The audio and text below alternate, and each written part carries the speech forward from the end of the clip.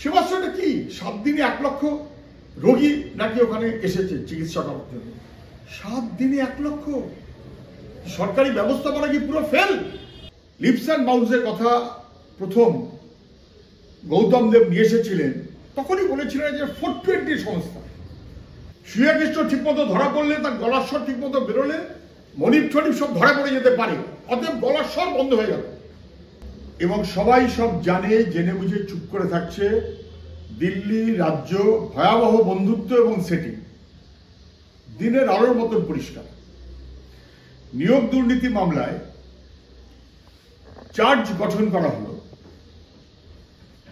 পার্থ চ্যাটার্জি, মানিক ভট্টাচার্য ইত্যাদি ইত্যাদি সবার বিরুদ্ধে চার্জ গঠিত হলো। সেখানে লিপস অ্যান্ড বাউন্সের নাম থাকলো বটে, কিন্তু লিপস অ্যান্ড বাউন্স মানে একটা কোম্পানি, একটা কাঠের চেয়ার টেবিল তো না। তার সিইওর নাম অভিষেক ব্যানার্জি নেই।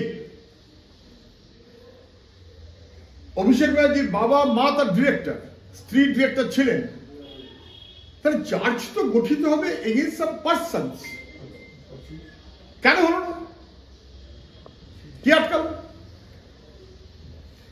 কেন এই রকমের বিভ্রান্তি বারে বারে করার চেষ্টা হচ্ছে? এটা না বোঝার কোনো কারণ নেই। Everyone must understand. দেখুন, যখন লিপস অ্যান্ড বাউন্সের কথা প্রথম গৌতম দেব নিয়ে এসেছিলেন, তখনই বলেছিলেন যে 420 সংস্থা।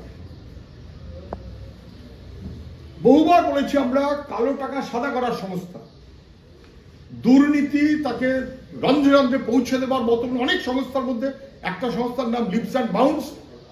মুখ্যমন্ত্রীর বাড়ির ঠিকানায় তার অফিস, তার বোর্ড মেম্বার মুখ্যমন্ত্রীর ভাইপো, মুখ্যমন্ত্রীর ভাইপোর মা, বাবা মানে দাদা বৌদি, ভাইপোর স্ত্রী ইত্যাদি সবাই জানেন। বহুদিন গোপন করার চেষ্টা হয়েছে, না না উনি তো কেউ নেই, ভাইপো তো কেউ নেই, ভাইপো তো ছিলেন এখন তো নেই ইত্যাদি ইত্যাদি। বহু নেতারা পর্যন্ত, সরকারের নেতারা তর্ক বিতর্ক পর্যন্ত করেছেন।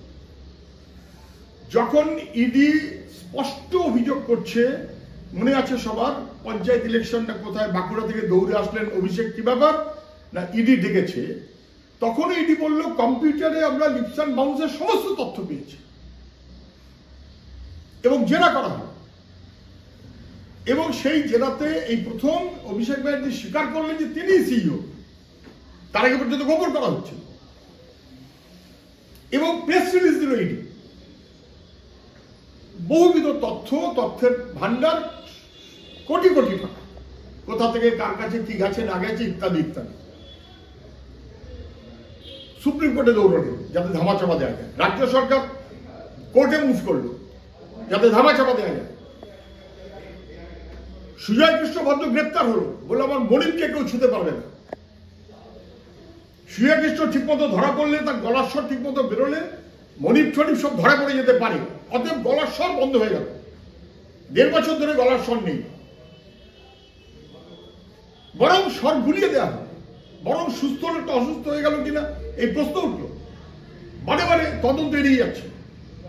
এমনকি জনান্তিকে এই কথাটাও আছে যে কোনো বিষক্রিয়ার এফেক্ট চলছে না তো সুজয় কৃষ্ণের। কি চলছে 1.5 বছর ধরে, নোবডি নোজ। এবং তারপর শেষমেশ যখন চার্জ গঠিত হলো, পার্থ চ্যাটার্জি আছে, মানিক ভট্টাচার্য আছে, অন্যরা আছে, ওই কি জীবন কৃষ্ণ শাহ এমএলএ সে আছে, ইত্যাদি ইত্যাদি। অভিষেক ব্যানার্জি কি, অমিত ব্যানার্জি না লতা ব্যানার্জি কি, কোথায় বাবা মা ইত্যাদি হবেন, তারা কেউ নেই।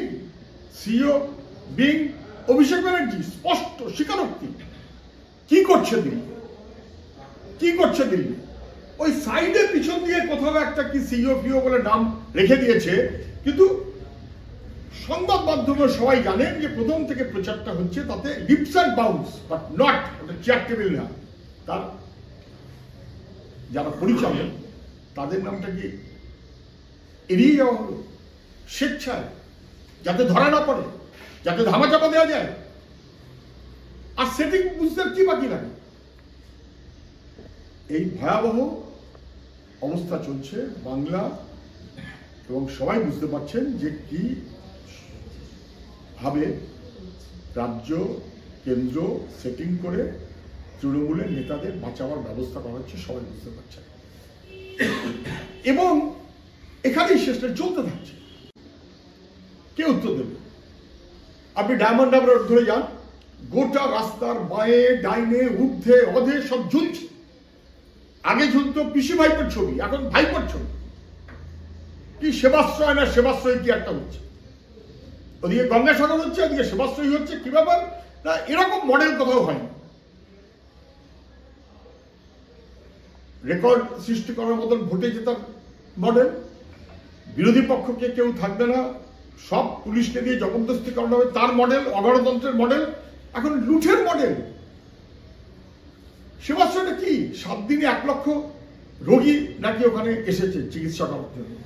7 দিনে 1 লক্ষ। সরকারি ব্যবস্থাপনা কি পুরো ফেল? এই 1 লক্ষ রোগী হা করে বসেছিল নাকি যে কবে ভাইপো একটা সেবাশ্রয় করবে তবে আমাদের চিকিৎসা হবে?